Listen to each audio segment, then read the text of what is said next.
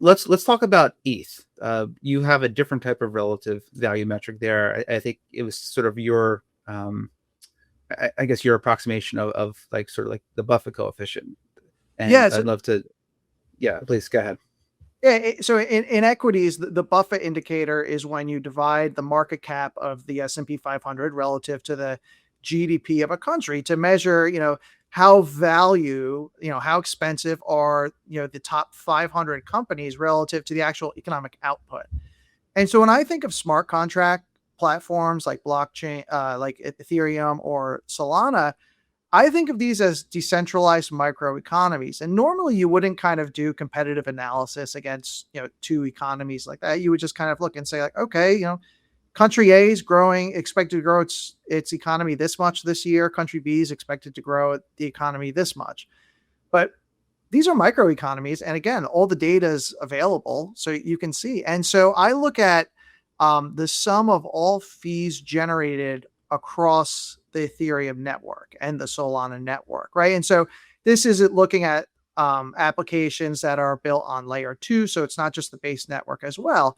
And if you sum up the trailing, 1 year fees, that's an equivalent of GDP, right? The GDP is the total output of all goods and services produced, right? And so whether you're using some sort of application for trading or lending, or just I'm transferring someone some ether, whatever it be, I'm creating fees to do this. And so the sum of that is my GDP for a decentralized economy. And then you can look at the market cap of ether at any time and see, is this expensive or cheap relative to where, um, the rest it historically has been. And so I think that's a great way to quantify whether one smart contract platform is maybe more attractive than the other. Now, right now, there's no one's really doing forward estimates as to like, oh, we think, this type of activity is going to grow this much next year, or this much is going to, whatever. But over time, I think that's something reasonable that you would expect people to start pricing in forward expectations of economic activity on these platforms. And then you'd probably start looking, as your denominator, forward estimates of GDP. I think right now, just using point in time trailing metrics is the best way to do it. But that's the best way to kind of, in my opinion, value like, is this attractive or not? And what I've found is, Bitcoin doesn't necessarily always reach a peak before these other altcoins do.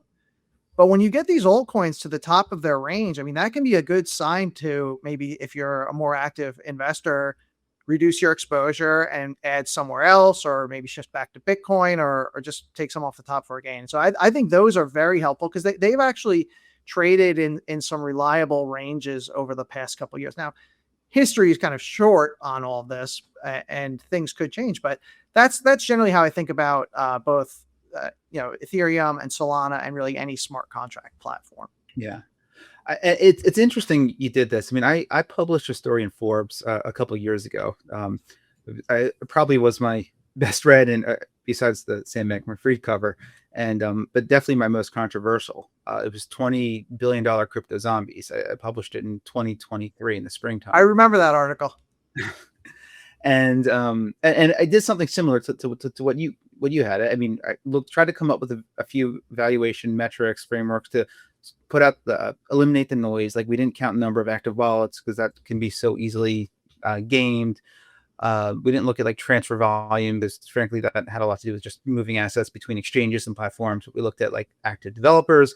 We looked at TVL, which I know was something that you pay attention to, and then we basically created a metric. I mean, sort of like a price to sales equivalent, almost like what you did, market cap to fees, and like looked at ones like XRP. I mean, some of these numbers were, I mean, the numbers in an abstract don't mean much, but some of the numbers are just like astronomical, especially in relation to some of the other, like, even like a tech equity like Nvidia or something like that might have like a price to fee ratio at the time of 36, and XRP was 61,000.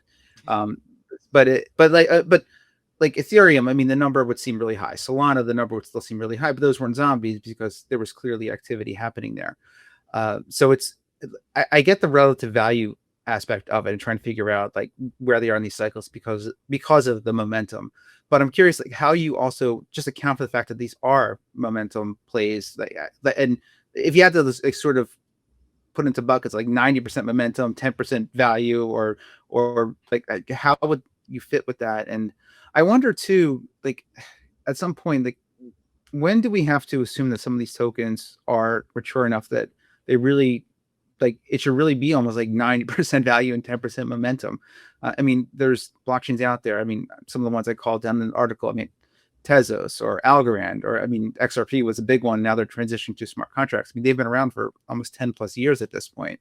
And when I heard back from some of those teams, they would say, well, we're still early, or our fees are super low on purpose to drive growth. But at some point, you kind of need to get that growth. So like, how do you respond when you get questions like that?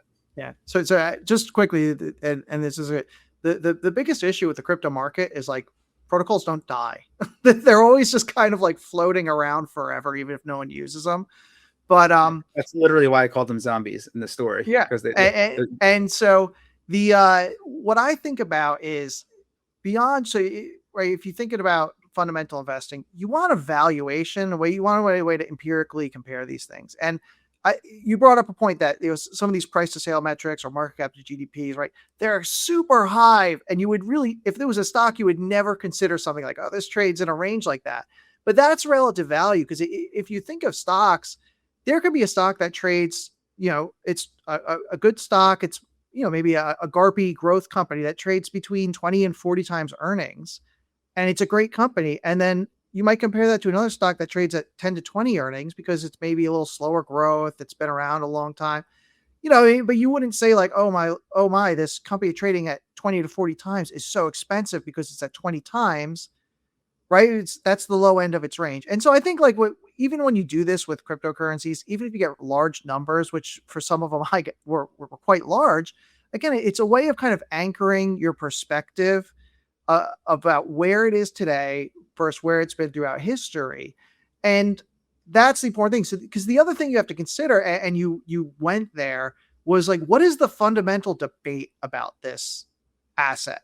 And that's huge in every other asset, right? If you're a fixed income investor, you're debating with other investors about, what you think growth rates are going to be or inflation rates going to be. If you're an equity investor, you're like, what's the earnings going to be? What are margins going to be? Are they launching a new product? And so you have that. And XRP was a great one because it was originally launched in 2012 as a competitor. It was supposed to be like a commercial Bitcoin, where you could transfer money quickly. It was a store of value. It was decentralized, even though it's not all that decentralized. And right. And now they're changing to this, we're a stablecoin or a smart contract platform. And in equities, investors hate that. You get these deep value guys that come in and they want to like do turnaround and have an active stake in it. But generally people like clear cut, like this is what's happening. And so that's one of the things that's starting to impact. And one of the assets that the debate has actually had a really big impact on has been Ether. For several years now, there's been the debate about whether it can scale. Layer 2s were introduced to kind of address that. There's been network upgrades to address that, but then Solana came along as a competitor that can do fast transactions. It's very scalable.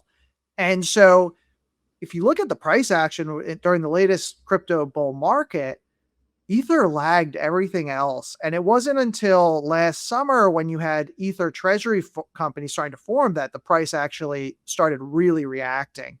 And so again, like you can look at valuation as a tool, but valuation is not predictive and it shouldn't be predictive. It's only part of the picture. And so I think Ether is actually a great case where fundamentals are starting to matter more.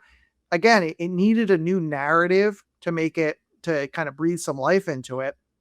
And I think, I personally, I think Ether or Ethereum rather, is very well positioned to kind of take the smart contract network. Market share. They're already the largest in terms of total value locked. They're the industry standard. They were the first ever. If you're launching an application or you're tokenizing assets or you want to accept tokenized assets, you want to always have the biggest network. I mean, that's like launching an app. You want to be on the iPhone, right? Or you want to be on if you're launching a software, you want to be on the biggest cloud network providers. And so there's no reason why it shouldn't be the same for cryptocurrencies. But that's specifically one where fundamentals are clearly starting to have more of an impact. The investor debates are having more of an impact on it. And so I think that's important. The market, though, it's all momentum driven, right? So even if you you do a deep dive into like the fundamentals for Ethereum or Solana or any smart contract platform, once the rest of the crypto market cap goes down, those things go down too. And ultimately, I think the issue there is historically and really still today, all the usage is still tied to where the crypto market cap is, right? As the broader market cap is going up, you typically get more money put into stablecoins, right? Because that's usually seen as the primary, you convert your fiat to stables, and then at some point you convert that to a volatile cryptocurrency. If you look at Ethereum specifically, it's like 50% of the fees generated last year were from stablecoin usage. And then about 20% was from liquid staking and 20% lending. And again, those are products that's use cases tied to the crypto market cap. The larger the market cap is, the more likely you are to want to stake your ETH and be able to then use liquid staking, so you have kind of access to it. But then again, the higher the market cap, the more likely you're to want to lend on it instead of selling. And then the final chunk of that is trading. And so again, it's a speculative market. Things are going well. You want to be in there trading different cryptocurrencies. And so it hasn't it's just inexplicably tied to wherever the crypto market cap is right now. But tokenization is the interesting thing because it changes that. It's any financial institution can tokenize assets. They can put it on, a smart contract platform, and that shouldn't matter about, what the rest of the crypto market's doing. And so I think we're at an interesting point where as tokenization grows, and every single financial institution on the planet right now is figuring out how they can tokenize some sort of their business, either because they think there's ability to maybe reduce friction, or they just want to be able to accept those assets, right? The crypto market cap's growing. You want to meet your customers where they are. If you have customers that are transacting on these things, your goal is to capture assets so you have exposure to them. And so as that grows, it's actually interesting because now there's a different narrative. There are different fundamentals that are not just tied to the broader crypto market cap. And so it's a really, I think, interesting time for smart contract platforms.